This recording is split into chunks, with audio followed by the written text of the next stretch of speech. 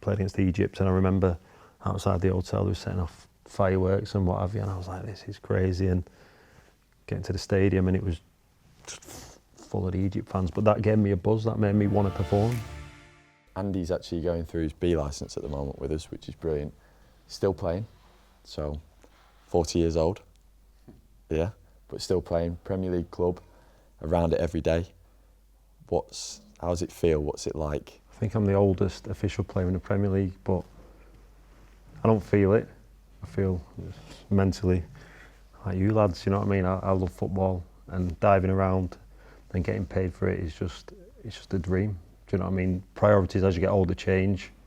I know my role. I'm under no illusion of what my role is, but I love it. I love it. And the coaching side of things just made me love it even more. 25 youth caps, plus another 25, maybe even more squad appearances. Yeah, obviously, just like you lads started with England. It was under 16, so I've been 15-year-old in the Victory Shield. I got my debut in the final game, and got two-footed and ended up getting stretchered off. So it wasn't an ideal debut, but yeah, it was just, I don't know, it seems so long ago. It is long ago, you know, but once again, like James said, it was a privilege to play for your country, especially at that age. I didn't feel the pressure at the time. There wasn't the scrutiny, there wasn't the social media. The game was on Sky Sports, which was a big thing, do you know what I mean? But in general, you were just playing football and playing for your country, and it was just great. I think when we spoke, you said about how proud you were. It's like one of the most proudest moments in your career. Yeah. That Victory Shield game. Yeah. And then the World Cup later on. Yeah, the World Cup was an under-20s World Cup in Dubai. Knocked out the group stages. We didn't score a goal, actually, so we weren't in a good place. But personally, I had a really good tournament, and you know, I was in and out of the first team at Preston at the time, and that tournament in Dubai, that World Cup, gave me confidence that I can be a professional footballer. And I don't mean play one or two games, I mean have a really good career. If we go back to where it started for you, what did it look like? From what I can remember, I love goalkeeper gloves. That's what got me into it. I love the kits keepers used to wear. And I remember I got my first pair of gloves for Christmas. I was probably about 6 or 7, Sondicos, proper latex, you know. I used to go to sports shop in Preston, and they had them in like a glass display cabinet, because they're probably a bit more expensive than, do you know what I mean, the ones on the shelf. Just the smell of them and the latex, and I couldn't wait to get them. And when I got them, that was it. And I used to train. And my dad put some carpet down on the concrete outside and used to blast balls at me. I used to dive on that, which sounds mad, but that's where it started, and just the love of it was just there. What gloves are you wearing now? Cells. Cells. I've been with Selzy for a long time. Yeah. I think he might have fell out on me because he stopped sending me gloves. What are your earliest memories of a goalkeeping coach growing up?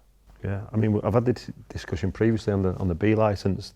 It wasn't really a thing, was it? But I was fortunate that there was a guy who took a real interest in me and goalkeeping in the Preston area. He was not even a semi-pro, he was a part player, but he loved goalkeeping and he knew it, and he went out of his way to make sure the goalkeepers at Preston, he did it for free, obviously, and he found a patch of land that was a farmer's land, and he put a couple of spotlights, so we had grass to train on all year round, and it was a cow field really. But that was my first goalie coach, and he was fantastic, and the time and effort he took from the age of 10 to 16 for me was vital. I wouldn't have had a career without him. And was it the sessions that he put on, or was it more the personality that sort of hooked you into goalkeeping? It was all of it. It was all of it. Obviously, his sessions, it was old school fitness, up and down. You know, when you're diving around and you had your wet clothes on and all that. My mum was going mad because of breaking washing machines, washing all the clobber. But I just loved it. His sessions were great, but I think his personality really helped. Favourite session? Any of them. Any of I them? loved them all. I just loved diving around. Yeah. So anything shot stopping? Anything shot stopping. Brilliant. Anything. Brilliant. Career-wise, long career that hasn't ended. I think a really good touch point in here would be to talk around loans. So we've already said today around about 2 of the lads are on loan. What are your earliest memories in terms of what the loans gave you, and probably like the challenges that you had during that time? Right, so the first loan, So I actually made my debut at Preston when I was 16. So I left school, I don't know, when did you leave school? June? Yeah, left school in June. I played in August for the first team, so I was 16. And I remember David Moyes was the manager at the time, and I had a decent game, to be fair. We got beat 3-1, but, 16, so. I remember the day after he said to me, look, you might not play again in this team for 3 or 4 years, and I'm thinking, come on, I'll be in. But looking back, I was nowhere near ready. But I remember just every Sunday I'd get the Sunday paper, and I'd look throughout the leagues what goalkeeper, and it sounds terrible, if someone got beat 7-0, I think the keeper's having one. Or if the keeper came off, and I'd go to my goalie coach and say, Darlow need a keeper. Can you ring up and find out if he's injured? And I just kept doing that.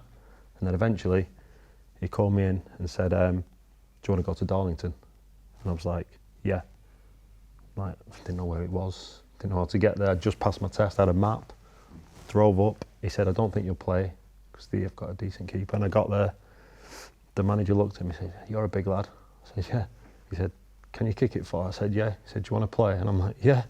And played the Saturday, kept a clean sheet, and had a few games for them, and it was great. Because once again, my thinking was, I want to be a professional footballer, whatever level. I want to be a professional footballer. So I thought, if I can go to League Two and perform, and then go back to Preston, it doesn't work out, I know I can play at League Two, and that was my plan, to keep trying to work my way up. But then I went to Blackpool as backup, really.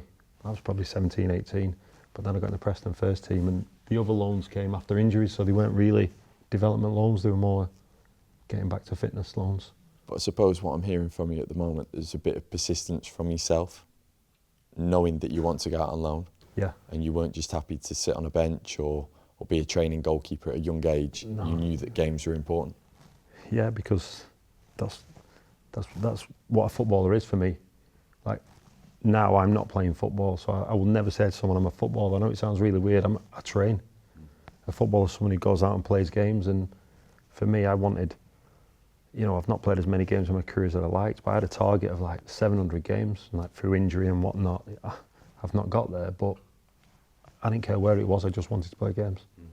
So if we look at, I suppose, moments in your career all the way across from here, so Preston all the way through to Everton now, main challenges along the way? I think the biggest challenge throughout them England caps, I got into the under-21 squad, and I was in a few squads. Scotty Carson was playing, really good keeper, playing really well, but I knew my chance had come. I think I was 20 years of age, and in the January, Preston had an interest from probably one of the biggest clubs in the world, and they said they'll sell me at the end of the season, and then 2 weeks later I did my ACL, and I ended up missing 2 years of football, so that was a really big challenge for me then.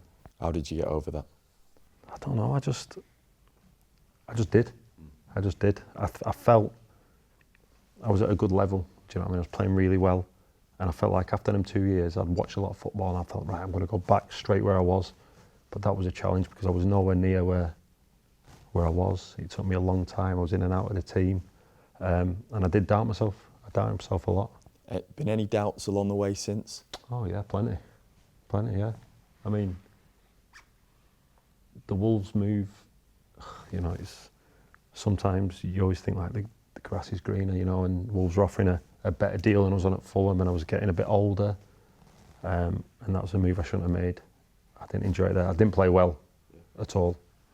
I had a really bad season. My own fault, not blaming anyone else, but that was a tough spell, and then from then my role sort of changed after Leeds to being a backup goalkeeper. But you're self-aware enough to know? Yeah, of course. I mean, when you get to a certain age, I went to Stoke on a 6-week contract. Do you know what I mean? Like, people are not giving you 4 or 5 year contracts when you get past the age of like 31, 32. So you've got to be in touch with reality. What's your influence at the moment in terms of training? So the group that was with me this morning, I think it was Youngie's group, we spoke around the role that you might have to play within a training session at times to support the other goalkeepers. What's your role look like with that, preparing Jordan for a weekend? Yeah, my role is to perform first and foremost to the best of my ability in training, because I feel if I'm the third choice keeper and I'm performing to the level I know I can, it's going to raise the second and the first, do you know what I mean? But I feel like almost a friend and a psychologist for George. You know, he bounces things off me, any issues, we speak about it. That's where my role is at the minute, but you know, I'm still a player, and I still try and be the best one on that pitch every day, whether I am or not. You know, subjective, but that's what I try to do. So there's probably key moments here, like big key moments. When I was reading up a lot, they're big achievements for the club that you were playing for at the time. Yeah. And then not only just to be recognised by your own players, but the fans, and at the time the young player of the season as well. They're three big awards to have. I got them a few seasons in a row, to be fair. Yeah. No, I did. Sorry, yeah. You did? No, I did. Yeah, it was good. It's my hometown club that I'd always supported, and that was my only dream growing up, to play for them. I ended up captaining the club, playing, I think it's a record of, I think I played 149 consecutive games. Yeah, it was great. And looking back, I probably, you know, ideally I'd like to have been a one-club man, but it doesn't work like that, does it? Players player, fans player, young player. Which one meant the most to you out of all three? I'll be honest, I think the players player. Yeah, definitely. Just having the respect to your teammates, and you know, my thing was always, I always wanted my teammates to know that I was there for them, and they could rely on me to make big saves at big moments, and you know, I think I did. Do you think that's why they connected with you the most? Because you made the big saves, or was it something away from the pitch as well? No, away from the pitch. No, I've always been, I like to think I'm a good influence in the dressing room. You know, I try and, you know, I don't dislike many people. I try and get everyone together. But no, I think my performances, I think, merited that. And yeah. I think there was a clip the other day after the game, you waiting in the tunnel for the players to come off. Right. It was highlighted on Sky Sports and on social media. Some of the players coming off, and you were waiting right at the end just to congratulate them. So I think that probably shows, even at 40 years old, maybe the influence that you're having within the changing room. Yeah, you know, it's great. Everything's better when you're winning, you know. So if you win a game, you know, then next week's better, and we want to keep that momentum going, and it's a good feeling to be winning games. It's not an easy thing to do, especially in the Premier League. You know, you can go anywhere, and you know, I'm not a gambling man, but I wouldn't like to bet on any football. Do you know what I mean? It'd be, who knows what's going to happen. Your time at Liverpool, talk to us about that. You end up coming away with 3 medals, 3 massive medals as well. It's a tough one, really, because when I was at, you see, the Rochdale, I forgot about that. I went on loan to Rochdale, was at Middlesbrough, I wasn't playing. I was tired of being away from home, and Rochdale, emergency loan, and I'm like, yeah, I want to go. And my coach's like, you're mad, the bottom of League One. And I says, well, I'm going to go. And in my head, I was thinking, if I go there and I don't perform, I'm done. It's bottom of League One. If I don't, I'm retiring. I'm done. I went, loved it. I think bottom of the league, and then I played about 8 or 9 games. And when I left, we were like 12. So I think I did a good job. And then I was coaching the keepers at Blackpool because they had no goalkeeper coach. And my friend Mark Howard was there and asked me. And we went up to Scotland, and I was playing golf at St Andrews. And I was on the way, and I got a phone call from my agent. He was like, what are you doing? I'm like, about to play golf. He said, listen, Liverpool want you to go in. And I'm like, nearly crashed my car. I'm like, you what? So my last game was against Scunthorpe for Rochdale, and yeah, went to Liverpool and ended up playing against Seville and I can't remember what it's called, Boston Red Sox. Was it Fenway Park? You know, a few months later playing there. So it was a whirlwind. What was the dynamic like for you going into there? You're working with arguably one of the best goalkeepers in the world. Yeah. A great goalkeeping department. Yeah, it was a fantastic, the goalkeeper department was unreal. It was nerve-wracking because I'd never been at that level before, so I needed to prove to myself that I was up to it. Once again, I was under no illusions. I was there as an emergency. But no, it was great. I found with each training session I got more confident and more better around the dressing room. It was a bit of a different dynamic, a lot more serious than what I've been used to, a lot quieter, but all winners. And yeah, to come away with them, you know, them medals was fantastic. So in an interview with Klopp defined you as a legend of the club during that time. So he said that you were a massive part of winning those 3 trophies. Is that the work on the pitch? Is it off the pitch? Is it a combination of the two? I think he's exaggerating a bit there, but I think, no, I like to think, you know, pride myself on being fit and training hard as I can. I didn't miss a day's training there. I've not missed a day's training in about 5 years. So, I think the consistency and to get out there and do your best every day, I don't think they can ask for much more. So, revert back to England now. Did you have a goalkeeping camp like this? No. Growing up? Never. No. No. So your first experience was the under-16s? Yeah. Yeah. First experience when you came in, how did you know how you'd been selected? Did you see any scouts at games or? I remember just getting a letter through the post off the FA saying I've been called up to the Victory Shield. I'm like, oh, that's not bad. What was it like for your family? Was it a big thing for your family to receive that letter? Yeah, I'm sure it was, yeah. Yeah, I've been buzzing. I know you spoke around your mum and dad and how they kept a log of every game that you played. And yeah, well, that's how I came up with all the caps and that, because there's nothing online or anything, do you know what I mean? My mum's kept a list of everything, and I messaged the other day and she was trying to work it out. But yeah, I'm sure they were. I don't really speak about it too much. It seems such a long time ago that I've sort of forgotten about that. And during your England pathway, always number one? No. So what did that feel like for you? I was quite confident as a young keeper that I was the best one there. I had some good keepers, Lee Grant, Scotty Carson when we got a bit older, Lee Camp, all good keepers. But I always felt when I was training with them, I think you lads will know yourself, when you're training, you can judge how good you are against others, and I always felt, rightly or wrongly, that I was the best one there. But it was, especially the Victory Shield and that, I don't know how it works now, but I was like a school year below the lads that were playing, if you know what I mean. So when it went to under-17s, I was still at school, but they were first year YTs, so there was a bit of I had a lot of catching up to do. But no, it was just a privilege to be around the squads, regardless of playing or not. When you weren't playing, what was your behaviours like away from the grass or even on the grass? The same as if I was playing. Yeah. Yeah. Support. I just think you've got to respect everyone that's, the goalkeeper who's playing, he's done nothing to offend you. It's not his decision to play him. Do you know what I mean? If you've got an issue, it's with the manager, but when you're 16, 17, you just do as you're told, don't you? Yeah. Fast forward to the World Cup, and along the way you've been to the Euros as well. Yeah. What was the highlight of the World Cup for you? The atmosphere. Yeah. The atmosphere, playing against countries, played against Egypt, and I remember outside the hotel they were setting off fireworks and what have you, and I was like, this is crazy, and getting to the stadium and it was just full of the Egypt fans, but that gave me a buzz, that made me want to perform.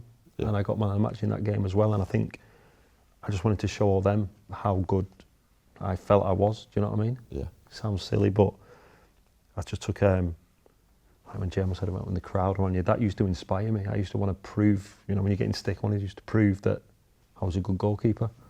Hardest part of international football? For me, it'd have been the time away. I mean, we went to some mad places, Trinidad. We went all over the world, obviously, but I look back now and I remember using the phone in the hotel room to ring my nana and tell her I was getting on. There was no mobiles, no laptops. I don't know what we did for 2 weeks. You know what I mean? Strange. And the best part of international football? Playing football, just wearing that on your chest was just fantastic. Just out of curiosity, who were your goalkeeping coaches during the England period? Martin Thomas was the first. Yep. I think. I'm sure Martin Thomas was the first. Ray Clements, a legend. Tony Parks. Steely come now and again. All do you know what I mean? Tony Parks, I thought at the time, I was like, I've never seen anyone do what he did. It's almost like he's doing stuff what people are doing now back then. Do you know what I mean? It was brilliant. And I'm guessing that you took a little bit of something from every single goalkeeping coach that you had. Yeah, definitely. I've done that throughout my career. I worked out when I was doing my B licence, I had to do my sort of presentation. I think I've had something like 35 managers. And obviously that's a lot of goalkeeper coaches with them, so you pick a bit of good and bad from everyone, I like to think. So just on that, what did you do if a goalkeeping coach maybe said something that you might not have agreed with? Did you challenge it? Did you try and work it out in your game to begin with? How did it look? It depends. Depends where I was at the stage of my career. If I was playing every week and he said something, I wouldn't be confrontational, I'll have a word with him. Yeah, a lot of the time I'd just brush it off. Do you know what I mean? A lot of the time if it was negative, think you get opinions, don't you? And sometimes the goalkeeper coaches, they do want the best for you, but sometimes I think the managers put them under a lot of pressure for what they want. So I think the goalkeeper coach has to back the manager rather than the keeper. What did you feel you needed, and at what time did you find that you sort of understood yourself? So what I mean by that is feedback after a game, analysis before a game. When did you get to a place where, yeah, this is what I actually need? So I watched a lot of football, as much football as I could, so I tend to, know who I was played against them a lot of times anyway. But after the game, I didn't like watching mistakes back, and I know that might be wrong, but I sort of knew what I'd done wrong. Do you know what I mean? I think really, for me, what I needed as a goalkeeper was to know that I'd worked my socks off Monday to Friday and covered every base. Even my match day warm up, I used to do a lot. I used to go out at like 2 o'clock for a 3 o'clock kick-off, which as I've got older, I realised is pretty daft. But if I could go into the Saturday knowing I'd done everything throughout the week to be ready for that Saturday, then what happened on the Saturday was pretty much controllables. Do you know what I mean? You were looking after what you could. What I could, yeah. In that period of time. Yeah. Nice. So it brings us on to, like, where do you see goalkeeping? So you're doing UEFA B at the moment. You play for a Premier League club. What are you noticing, the trends or just things that may evolve in goalkeeping? I'm not sure, because the way goalkeepers are playing now, I was speaking to some lads before, some of the passes the keepers make now I wouldn't have dreamt of. I don't think till I went to Liverpool, I don't think I'd ever played to a holding midfielder, a straight ball. Do you know what I mean? I'd like to Neil Warnock, Tony Pulis. That's not the type of football you play. So I've had to adapt in the last few years to be more of even in training, like an outfield play with gloves on. That's difficult. How it's going to evolve and change, I've no idea. I've no idea, because 5 years ago, if you'd have told me this is what's happening in goalkeeping now, I wouldn't believe you. And what about for you? What's next? I'm guessing coaching in some part. Yeah, hopefully. I love it. Yeah. I've got such a passion for it. I'm doing as much as I can at the club. I'm doing stuff away from the club with 7, 8, 9, 10-year-old boys and girls, and just trying to give back. Do you know what I mean? And they seem to enjoy it. And if I can give, like, I'm under no illusions, like David James, absolute legends. I've had nowhere near the career that he's had, but for my ability and what I was given, I think I've had a good career.